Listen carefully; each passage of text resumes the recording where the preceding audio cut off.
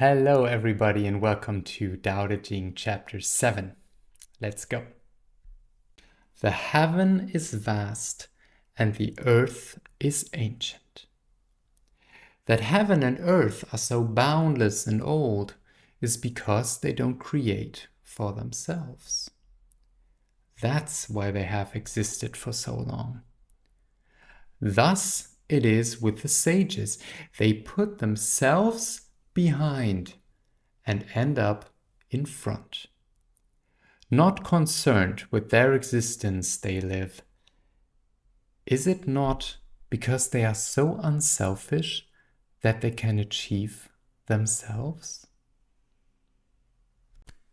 So folks, hello and welcome to this video.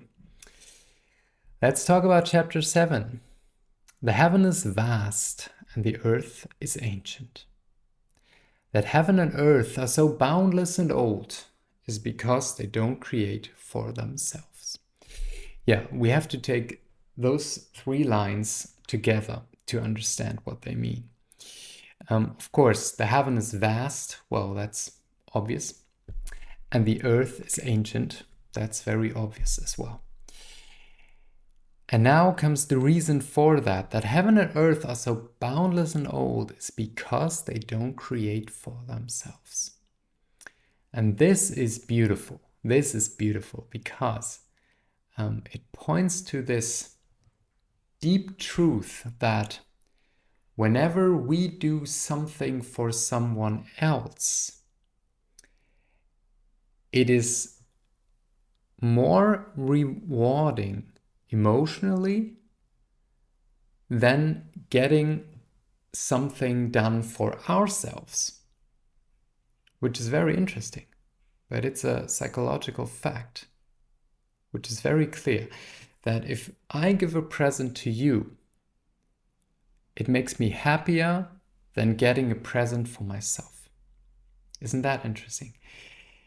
And getting a present, feeling good, of course, is one thing, but the truth is that feeling good is leading to having a long life, having a more healthy life. And so what does make us feel the best? It is caring about others, doing things for others, thinking about others, be concerned and awake for the needs of others. That is what makes us really happy. We talked about this in other chapters as well. So the thesis here is that heaven and earth are so old because they don't exist for themselves. They do nothing for themselves. They do it for us. They do it for nature. They do it for humans, okay? What do they do? Well, the heavens, you could say, they give us the spirit, the heavenly spirit, our consciousness, and the air that we breathe, that we need to live, and the sunlight comes from the heavens. So that's what the heavens give to us and to all of nature.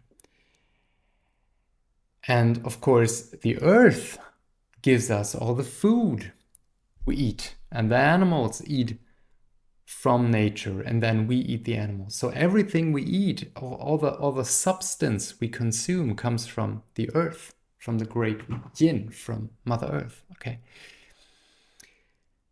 And why heaven and earth act, and because of heaven and earth acting so selfless and unselfish, they exist for so long. Okay, that's the thesis here. That's why they have existed for so long. Okay, fourth line, emphasis. Thus it is with the sages. They put themselves behind and end up in front. That is the principle, right? That also aligns with something Jesus said. He said, the last will be the first, and the first will be the last. Okay. And you can really, you can see that in life. Like when you think of someone who always puts himself first, who always takes the biggest piece of the cake, who always wants to have the most attention. Okay, those aren't the ones that are the happiest.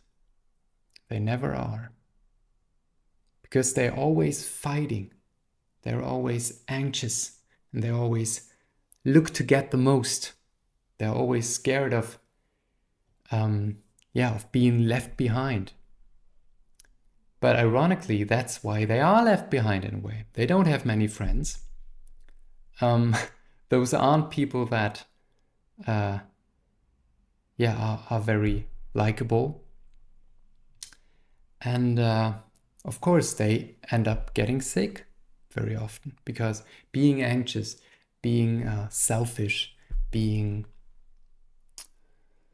concerned only with their own matters is what makes you sick in the end. One thing, what can make you sick. And I see that in my clinic very often, that in the process of healing, it's important that people learn to focus on the needs of other people, especially in the family context. People often need to learn how to really care about their husband, for example, or their children. Very often people don't do that nowadays, because nowadays the doctrine to always put oneself first, to think, oh, what do I need? What do I want? This idea of following every whim and then we're free when we are able to do that. This idea is really the opposite of what is described here. Okay. What is described here is the opposite. And I can say from my clinical practice that there is truth in these claims. When we learn to put others first, and of course that doesn't mean always, and of course that doesn't mean that you should not take care of yourself as well. Of course you should do that. Okay, of course. But those are not exclusive. Okay. But as I said, taking care of others, really minding others, what do they need, especially in our family? If you're a woman, what does my husband need? What do my children need? If you are a man, what is my wife needing? What are my children needing? Am I fulfilling my role good so they can thrive? Okay, that is an important question. Do I fulfill my role in service of them well?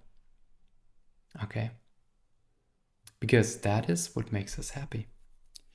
Okay, back to the text. Thus it is with the sages. They put themselves behind and end up in front. Not concerned with their existence, they live.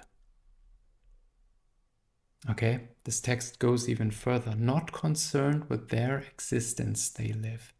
So they just don't think about what do they need. They're not that concerned. Okay, they don't how do you say that in English?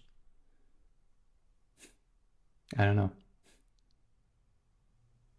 They don't think so much about themselves. Okay, they don't consider themselves so much. And that's a very good way to live, actually. Is it not because they are so unselfish that they can achieve themselves? And this is a very wise question at the end. And actually it is a statement, I think.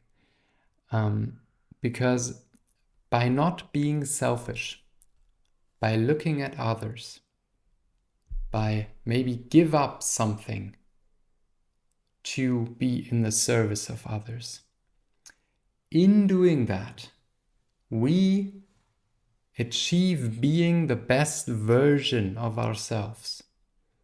Okay, if we think of great examples in history of people who sacrificed themselves for the benefit of others, we can think about Jesus, for example. We can think of Martin Luther King. We can think of Mahatma Gandhi in India. Okay, so there were people who really put themselves in the service of everybody else. And those examples I just mentioned, they paid a price. Well, they did. But we regard those as the examples of good people, right? Of examples of sages, of people who put others first and put themselves behind. And yeah, so that's what the sages do according to this chapter. They put others first.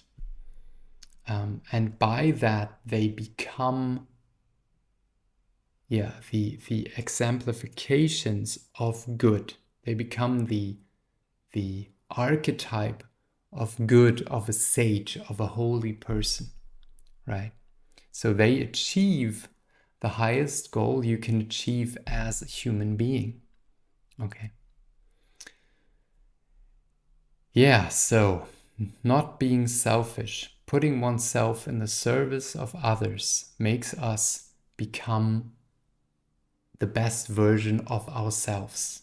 That is basically what this chapter is about.